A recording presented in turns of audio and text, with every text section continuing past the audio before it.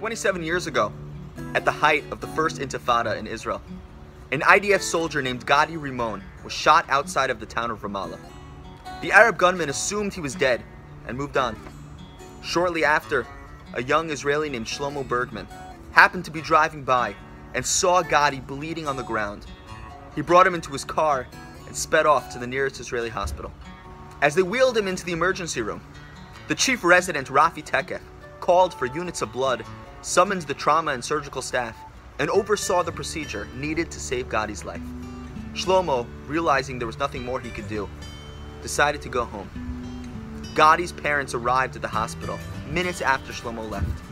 Several hours later, the doctors told them that the surgery was going well and that their son Gadi was going to survive. 2 weeks later, Gadi returned to his home in Ashdod.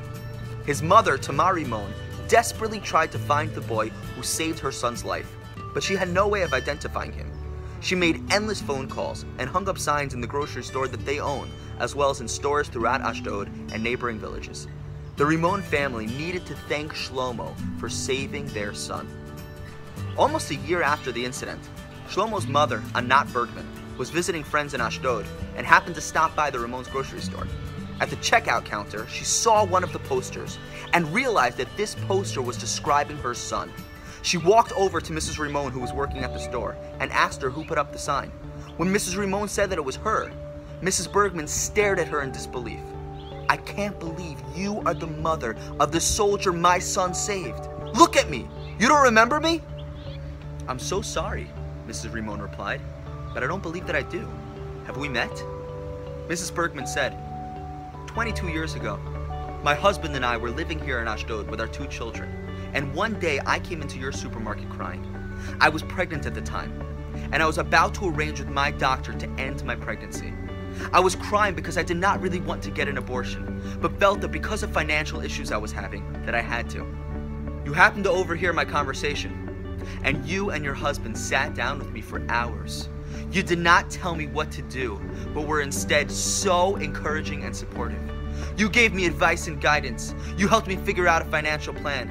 And in the end, I decided not to go through with the abortion. That precious child that I gave birth to was Shlomo." As tears flowed down both of their cheeks, Mrs. Bergman hugged Mrs. Rimon and said, "You saved my son, and in return, my son saved yours." The Hebrew word, benasnu, and they shall give, is a palindrome. The word reads the same backward as forward.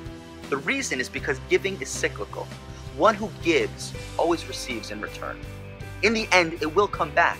You just never know how.